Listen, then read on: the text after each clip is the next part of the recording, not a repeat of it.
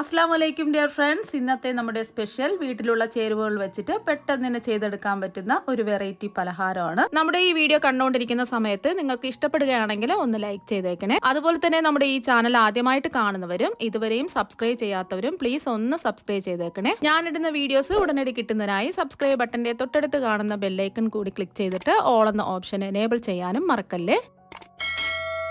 ആദ്യം തന്നെ ഇതിന് വേണ്ടിയിട്ട് മിക്സിയിൽ ഒരു ചെറിയ ജാറിൽ 1 കപ്പ് റവ ഇട്ട് കൊടുക്കാം. ഞാനിപ്പോൾ 250 ml കപ്പിന് 1 കപ്പ് റവയാണ് എടുത്തിട്ടുള്ളത്. അപ്പോൾ റവ എടുക്കുമ്പോൾ വറുത്തതോ വറുക്കാത്തതോ ഏത് റവ വേണമെങ്കിലും എടുക്കാവുന്നതാണ്.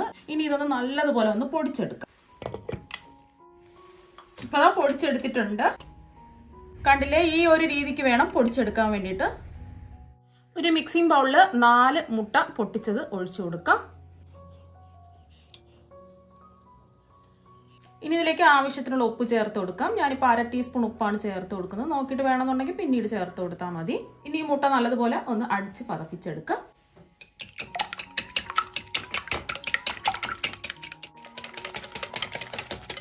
ഇപ്പം മുട്ട നല്ലതുപോലെ അടിച്ച് പതപ്പിച്ചെടുത്തിട്ടുണ്ട്. ഇനി ഇതിലേക്ക് ഒരു 4 ടേബിൾ സ്പൂൺ മൈദയും കൂടി ഇട്ട് കൊടുക്കാം. നിങ്ങൾക്ക് മൈദയ്ക്ക് പകരം വേണമെന്നുണ്ടെങ്കിൽ ഗോതമ്പ് പൊടിയും എടുക്കാവുന്നതാണ്.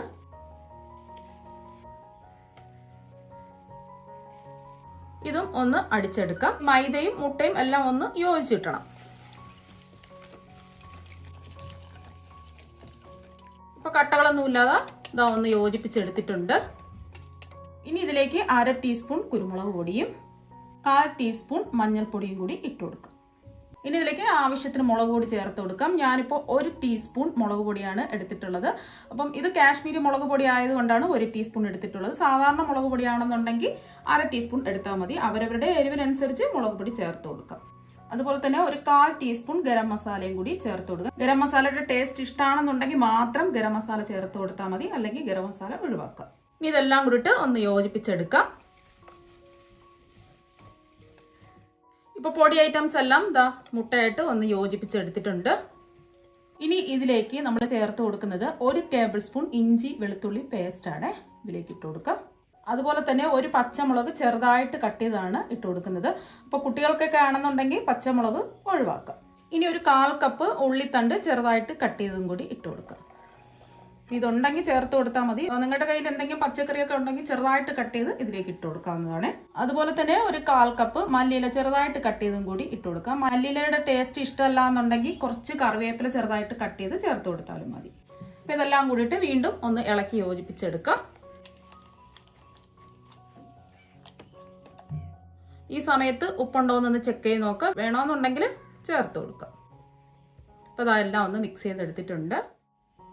ഇനി ഒരു പാനിലേക്ക് 2 കപ്പ് വെള്ളം ഒഴിച്ചു കൊടുക്കാം. രണ്ടാമത്തെ കപ്പ് വെള്ളവും കൂടി ഒഴിച്ചു കൊടുക്കാം. നമ്മൾ ഏത് കപ്പിലാണോ റവ അളന്നെടുത്തിട്ടുള്ളത് ആ കപ്പിനാണ് 2 കപ്പ് വെള്ളം ഒഴിച്ചു കൊടുക്കേണ്ടത്. 1 കപ്പ് റവയാണെന്നുണ്ടെങ്കിൽ അതിന് ഇരട്ടിക്ക് 2 കപ്പ് വെള്ളമാണ് ഒഴിക്കേണ്ടത്. ഇനി ഇതിലേക്ക് ആവശ്യത്തിനുള്ള ഉപ്പ് ഇട്ട് കൊടുക്കാം. ഞാനിപ്പോൾ 1/2 ടീസ്പൂൺ ഉപ്പാണ് ഇട്ട് കൊടുക്കുന്നത്. ഉപ്പൊക്കെ അവരവരുടെ ഇഷ്ടത്തിനനുസരിച്ച് ചേർത്ത് കൊടുക്കാം. ഇനി ഇതിലേക്ക് 1 ടീസ്പൂൺ വെളിച്ചെണ്ണ കൂടി ഒഴിച്ചു കൊടുക്കാം. അപ്പോൾ ഈ മാവൊന്നും ഒട്ടിപ്പിടിക്കാതിരിക്കുന്നതിന് നല്ല സോഫ്റ്റായി കിട്ടുന്നതിന് വേണ്ടിയിട്ടാണ് എണ്ണ 1 ടീസ്പൂൺ ചേർത്ത് കൊടുത്തത്. ഇനി അതെല്ലാം ഒന്ന് ഇളക്കി കൊടുക്കാം. വെള്ളം തിളക്കരുത്, നല്ലതുപോലെ ഒന്ന് ചൂടായാൽ മാത്രം മതി. വെള്ളം നല്ലോണം ഒന്ന് ചൂടായി, തിളയ്ക്കാൻ പാടില്ല. ഇനി നമ്മൾ പൊടിച്ച് മാറ്റി വെച്ച റവ മുഴുവൻ ഇട്ട് കൊടുക്കരുത്, കുറേശ്ശെ ഇട്ട് ഇളക്കി യോജിപ്പിച്ചെടുക്കാം. റവ ഇടുന്ന സമയത്ത് ഫ്ലെയിം കുറച്ച് വേണം വെച്ച് കൊടുക്കാൻ. പെട്ടെന്ന് തന്നെ റവയിൽ വെള്ളമൊക്കെ പിടിച്ചെടുത്ത് കറക്റ്റായിട്ട് നല്ല സോഫ്റ്റ് ആയിട്ട് കിട്ടിയിട്ടുണ്ട്. ഇനി ഫ്ലെയിം ഓഫ് ആക്കി കൊടുക്കാം. ഇനി ആ ചൂടോടുകൂടി തന്നെ ഒരു ബൗളിലേക്ക് റവ ഇട്ട് കൊടുക്കുക. ഒരു 2 മിനിറ്റ് ഇതിന്റെ ചൂടൊക്കെ ഒന്ന് മാറി കിട്ടുന്നതിന് വേണ്ടിയിട്ടും ഒന്ന് സെറ്റായി കിട്ടുന്നതിന് വേണ്ടിയിട്ട് മൂടി വെച്ച് കൊടുക്കുക. അപ്പൊ നമ്മൾ മാവ് മൂടി വെച്ചിട്ട് 2 മിനിറ്റായി. 2 മിനിറ്റിൽ കൂടുതൽ വെച്ചിരിക്കാൻ പാടില്ല. ആ ചൂടോടുകൂടി തന്നെ കുഴച്ചെടുക്കണം. കയ്യിൽ കുറച്ച് എണ്ണ ഒന്ന് തടവിയതിന് ശേഷം നല്ലതുപോലെ സോഫ്റ്റ് ആയിട്ട് ഒന്ന് കുഴച്ചെടുക്കാം. 1 മിനിറ്റ് എങ്കിലും ഇതുപോലെ ഒന്ന് സോഫ്റ്റ് ആയിട്ട് കുഴച്ചെടുക്കണം. ഇപ്പം മാവ് നല്ല സോഫ്റ്റ് ആയിട്ട് കുഴച്ചെടുത്തിട്ടുണ്ട്. 1-2 മിനിറ്റ് നല്ലതുപോലെ ഒന്ന് സോഫ്റ്റ് ആയിട്ട് കുഴച്ചെടുക്കണം. അതുപോലെ തന്നെ ആ ചൂടോട് കൂടി തന്നെ കുഴച്ചെടുക്കാൻ ഞാൻ പ്രത്യേകം ശ്രദ്ധിക്കുക. മാവ് നല്ല സോഫ്റ്റ് ആയിട്ട് ഇരിപ്പുണ്ട്, കണ്ടല്ലോ. ഇനി നമ്മൾ കുറച്ച് വലുപ്പമുള്ള ഉരുളകളാക്കിയാണ് എടുക്കുന്നത്. നമ്മൾ ചപ്പാത്തിക്കൊക്കെ ഉരുളകൾ ഉരുട്ടുന്നതിനേക്കാളും കുറച്ച് വലുപ്പത്തിൽ വേണം ഉരുളകളാക്കി എടുക്കാൻ. അപ്പോൾ ഇത്രയും മാവ് ഞാൻ എടുത്തിട്ടുണ്ട്. ഇനി നല്ലതുപോലെ ഒന്ന് ഉരുട്ടിയെടുക്കാം. ഈ ഒരു പരുവത്തിന് വേണം ഉരുട്ടിയെടുക്കാൻ. ഒട്ടും വിള്ളലൊന്നും ഇല്ലാതെ വേണം ഇതുപോലെ ഒന്ന് ഉരുട്ടിയെടുക്കാൻ. അപ്പോൾ ബാക്കിയിരിക്കുന്ന മാവും ഇതുപോലെ തന്നെ നമുക്ക് ഉരുട്ടിയെടുക്കാം. ഇപ്പം ഞാൻ ഒരേ വലുപ്പത്തിലുള്ള 6 ഉരുളകളാക്കി മാവ് ഉരുട്ടിയെടുത്തിട്ടുണ്ട്. ഇനി ഇതിൽ നിന്നും ഒരു ഉരുള മാവ് എടുക്കാം. ഇനി ഇതൊന്ന് പരത്തിയെടുക്കുന്നതിന് വേണ്ടിയിട്ട് കുറച്ച് ഗോതമ്പ് പൊടി ഇങ്ങനെ ഒന്ന് വിതറിക്കൊടുക്കാം. ഇനി നമ്മളെടുത്ത ഒരു ഉരുള മാവ് ഈ ഗോതമ്പ് പൊടി എല്ലാ ഭാഗത്തും ഒന്ന് ഉരുട്ടിയെടുക്കാം. ഇനി ഒന്ന് പരത്തിയെടുക്കാം. ചെറിയ രീതിയിൽ വേണം പരത്തിയെടുക്കാൻ. മാവ് നല്ല സോഫ്റ്റ് ആണ്.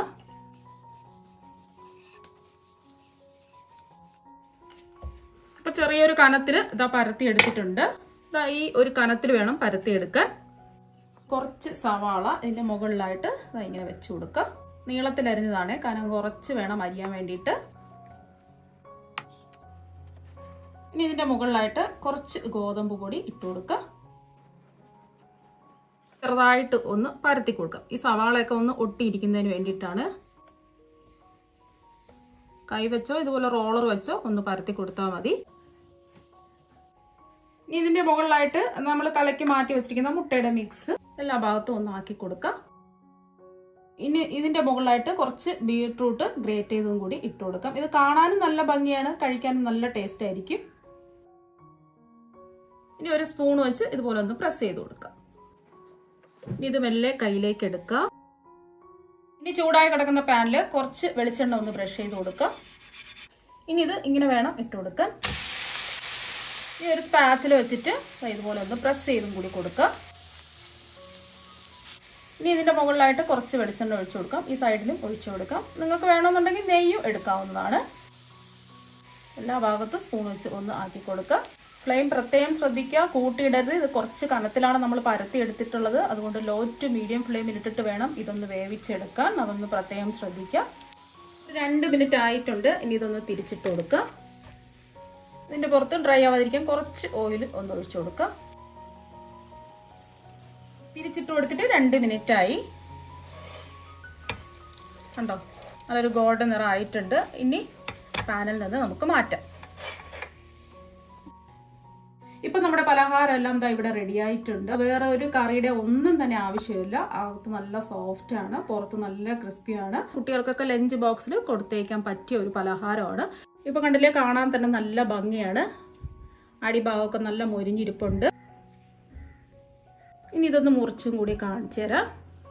കണ്ടില്ലേ, അകത്തൊക്കെ നല്ല സോഫ്റ്റ് ആണ്.